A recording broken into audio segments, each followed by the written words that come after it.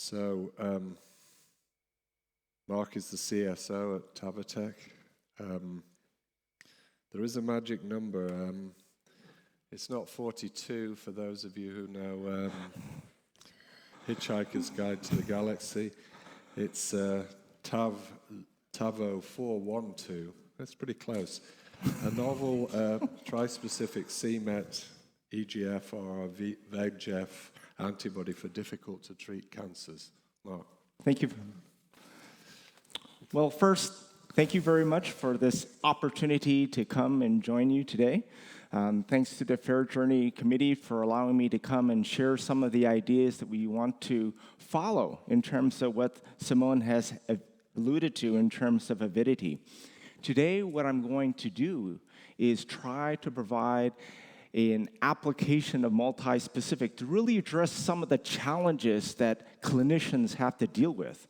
However, we as engineers or biochemists or biophysicists try to organize in a particular hypothesis, the reality is that clinicians have to treat patients with tumor burden, which is a very general term telling us that the diversity of any one type of driver mutations or mechanisms is something that we as a group have to be able to address.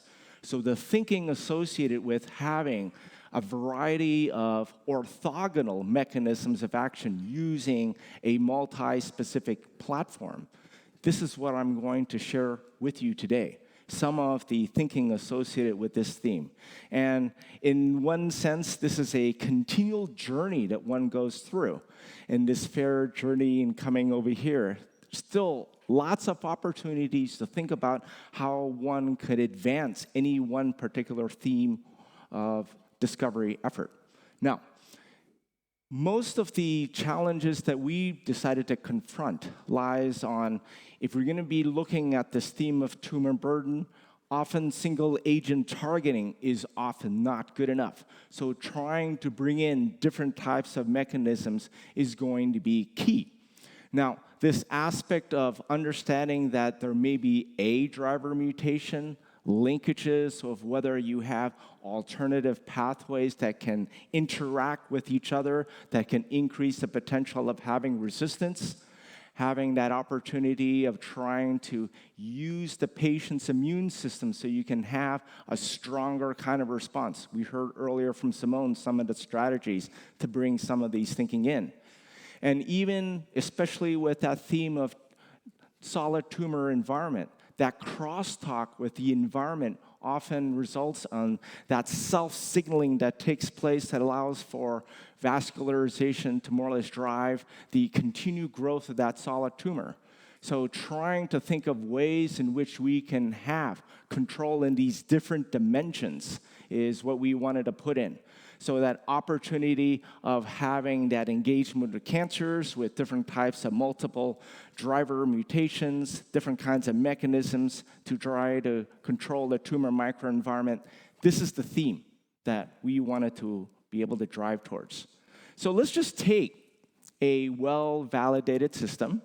We know very well about many different cancer types having a higher level of EGFR activity, whether that's due to overexpression or mutations that come up. You have to be able to address how you want to treat this group of cancer types. Likewise, there are a variety of mutations that come up. One that has been well validated and improved from the extensive effort from Genmab has been looking at the EGFR combinations with c-Met.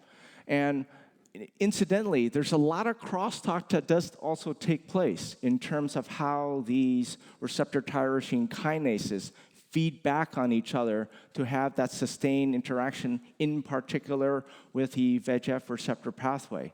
Likewise, it's not just good enough to be able to control the interaction of the environment associated with ligands that drive these particular types of interactions. There are actually heterodimerization of these receptors that induce this continued growth. And that nature of how that stromal cell talks the nature of some of the metabolic states associated with that solid tumor environment. These are all parameters that one has to think about in terms of approaching how to control this type of cancer types. Now, there have been extensive efforts in the early 2000s, understanding that there are opportunities looking at being able to control the EGFR and the VEGF types of pathways.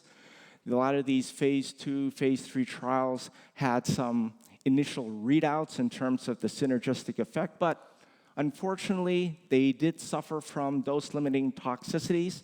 We think associated with being able to go beyond just a combination of these particular agents. That combination of either small molecule or large molecule is just not going to be good enough. So thinking of how to bring together a molecule that be able to control these different mechanisms of action is something that we wanted to work on. Now, this theme of EGFR c-Met has been approved and well validated, but there is still continuing phase 3 trials associated with the J&J and Genmab associated EGFR c-Met bispecific antibody. In particular, a phase 3 trial which has the combination of a third-generation tyrosine kinase inhibitor, lazertinib, that they're advancing, telling us that there is still increased interest from the commercial and the clinician side to have yet a stronger EGFR-driven type of response. There are also a variety of other fast follow-ons in terms of different strategies by which they can have alternative architectures to see whether they can also meet this particular challenge of being able to treat both EGFR and c-Met-driven pathways.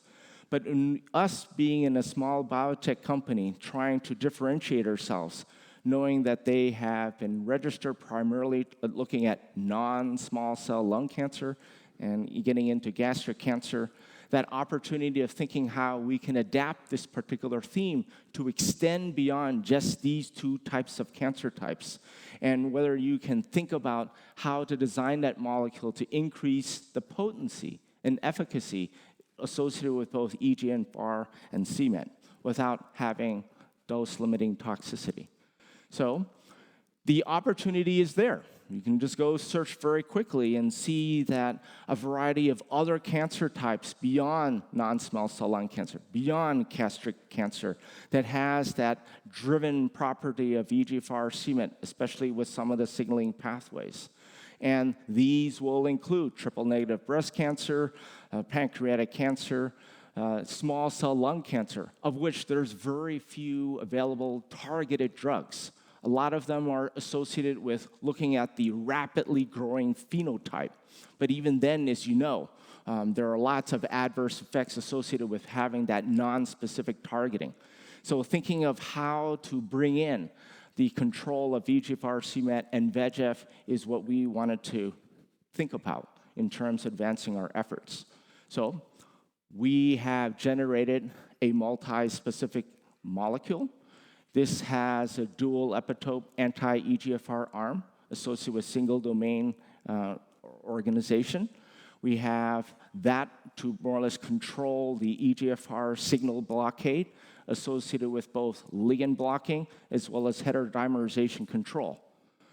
With the linkages of c-Met control, that ability to minimize any potential crosstalk that takes place that it may be linked towards resistance mechanisms, as well as being able to block any of the ligand-associated activation.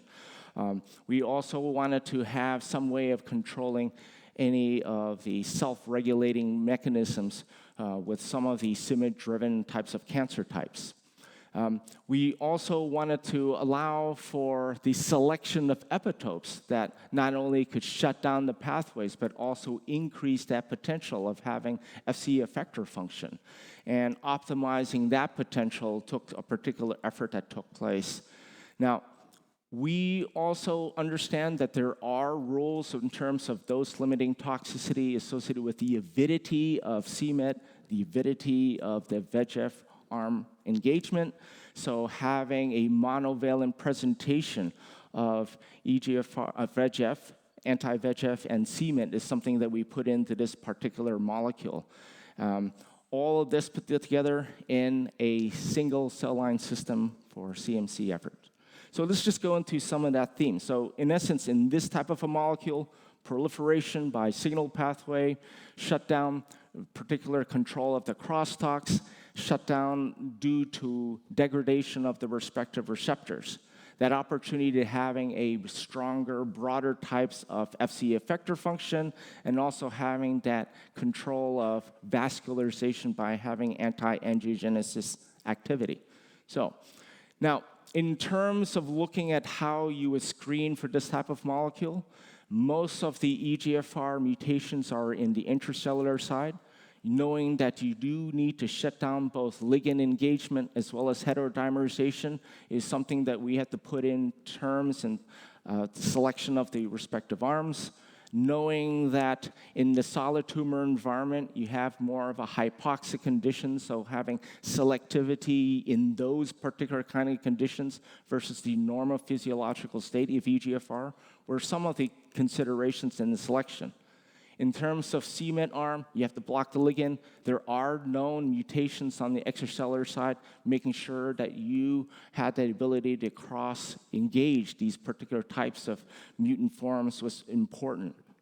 Now, in terms of an example, just to show you how we were able to identify superior pathway control, you can see that HGF engagement with cMET, EGF engagement with EGFR sets off particular pathway activations, some crosstalk that takes place. And if you monitor this in terms of looking at the profile over on the right-hand side, in the very top panel, we look at phosphorylation EGFR going down into pathway activations associated with ERK and AKT. Highlighted in blue, you can see that TAVO412 minimizes the activation of both HGF and EGF activation of the pathways. And this type of response is better than the combination of these two respective arms. So, in terms of looking at the activity of the VEGF arm, we take an example of a non-small cell lung cancer. In this case, we take an example of a higher receptor density of EGFR to boost that potential of looking at this one type of molecule. Highlighted on the top left, you can see the inert arm highlighted in green, the multi-specific highlighted in the blue circles. You have a particular window associated with the tumor growth inhibition. If you remove the VEGF arm, you have a lower level of activity. Now, you can profile the cancer types in terms of the level of VEGF secretion, and that's shown in the top panel in the middle here. And you take an example of another non-small cell lung cancer with a little bit lower receptor density, a mutant form of that. You take the example of H1975. What you can see in the bottom panel here is highlighted in green. The window of the inert arm versus TAVO412 is broader, telling us that there's an association with that range of that VEGF type of response. You take out the VEGF arm, you lose some of the activity. But if you add, in comparison, Avastin at 5 times a higher dose level in terms of molar stoichiometry, you don't see that strong of an effect of just having VEGF alone. And this theme that I'll highlight in a short while later about the avidity associated with bringing in that anti-VEGF control is going to be critical for lots of the examples of different cancer types, which I'll show you. Okay? So when you go through the particular ranges of activity, we have explored a variety of PDX models where there are different levels of EGFR genotypes, cMET genotypes, all of which have different ranges of resistance to both small molecules and large molecule space. We do see good tumor growth inhibition for this molecule. Now, in terms of looking at an example at a gastric cancer model, you can see a nice dose response in terms of tumor growth inhibition. This type of a molecule does have a bit superior activity versus a head-to-head comparator molecule, the J&J analog. And looking at the details associated with TAVA-412, when you fish out the cancers, you can look at the nature of some of the tumors that come out, and they have a little bit less red color, more or less like a PD marker of having a little bit less vascularization, demonstrating the utility of the anti-VEGF arm. If you take out those tumor samples too, you can also look at the total amount of the EGFR and c-Met receptors, showing that in this particular model, you do see some levels of the total receptor degradation that's taking place. Now, in terms of looking at a pancreatic cancer model, you can see that in the case of TAVA-412, you do have a superior profile of tumor growth inhibition without having much body weight loss. And you can see also that the tumor types are a little bit less red, demonstrating the anti-angiogenesis type of activity here. So you can also look at a triple-negative breast cancer line, the confirmation in vitro, looking at the different ranges of ADCC, ADCP, CDC type of activity, and more or less demonstrating that you do have these types of activities that you don't necessarily see with some of the other head-to-head types of molecules. In terms of the triple-negative breast cancer lines, some of you know there are different classes of triple-negative breast cancer. There are two particular types, the basal types, the mesenchymal classes of triple-negative breast cancers that we see some particular activity too. Now, one of the examples also for triple-negative breast cancer, another line, an example of a higher level of EGFR c-Met activity. You have a superior activity, also demonstrating that you have some level of c-Met, some level of EGFR degradation. Now, when I showed this to you, what we were doing, in fact, was looking at the potential activity in different classes of cancer types, knowing that the different cancer types do have different types of driving mutations that more or less orient its continued growth and its resistance mechanism. So being able to show that a general or utility type of molecule will have these orthogonal mechanisms to be able to treat these variety of cancers is something that we spent a lot of time doing. Now, an interesting question that came up, if you take an example of a triple-negative breast cancer line, in this case BT20, that has a rather lower level of EGFR and c-Met receptor density, you do see some good activity of this TAVA-412 molecule highlighted in the left panel in the color of red squares compared to the control arm. And in this particular example, where you see primarily the equal level of EGFR c-Met receptor density, you do have a superior activity versus the J&J molecule, and even with the combination of Avastin, the anti-VEGF antibody. In this particular case, what this tells us is that just having that systemic contribution of the EGFR c-Met bispecific antibody with systemic Avastin doesn't have the activity of a molecule that has everything all together. This particular orientation that we put together, allowing for EGFR c-Met engagement with the anti-VEGF arm away, gives us that maximum type of activity, so that localization in that solid tumor environment is something that we see manifest, especially in this particular triple-negative breast cancer cell line.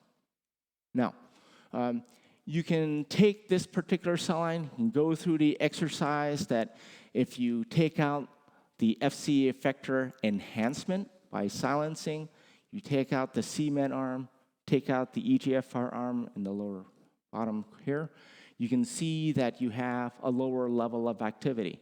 In this particular cell line where you have equal EGFR c-Met levels, much lower receptor density than what you normally think of for just having any of the Fc effector function, you can see in one sense some of the VEGF activity really shines through. Now, not all cancer types have this, and there'll be another interesting discussion over beer or wine in terms of the ranges of response for different cancer types. Now, We have been looking, and this is just a survey of a variety of different types of cancers that are responding to this. And there are different levels that we see that have that stronger type of response. One of the more extreme cases is in the case of kidney renal cancer cell lines, where you do have a much significantly higher level of VEGF secretion. And a lot of the activity that you see here is also linked to that ability to localize that VEGF arm control. So when we did a GLP tox study of TAVO-412, we did dosing levels all the way up to 60 mg per kg. A lot of our efficacies are in the range of 1 to 3 mg per kg from doing a lot of the analysis of the different types of animal models. And much of the concerns that we have associated with this molecule, we don't see.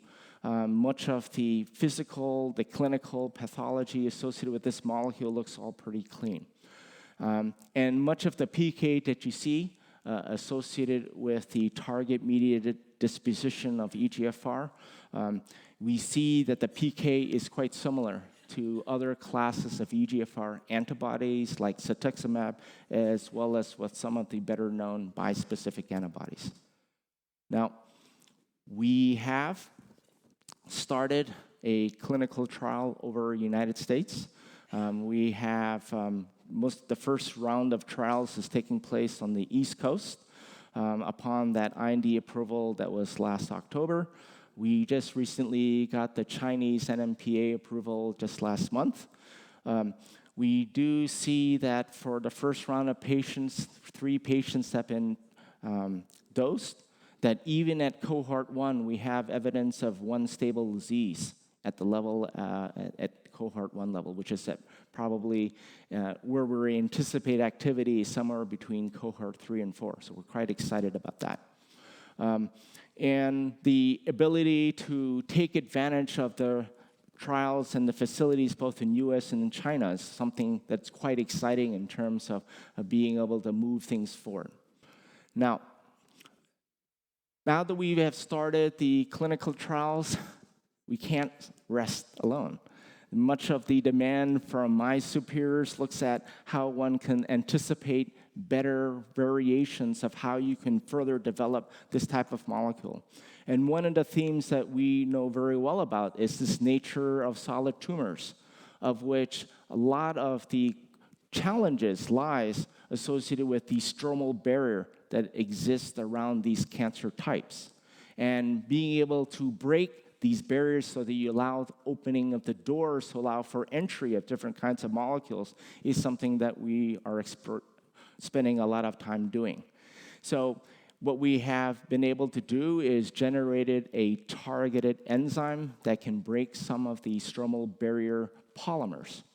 And in the example where you take an animal model, which took some effort to put together, a CDX model, in this case a triple-negative breast cancer, with fibroblasts that can be conditioned to allow for that crosstalk to have that generation of that polymer.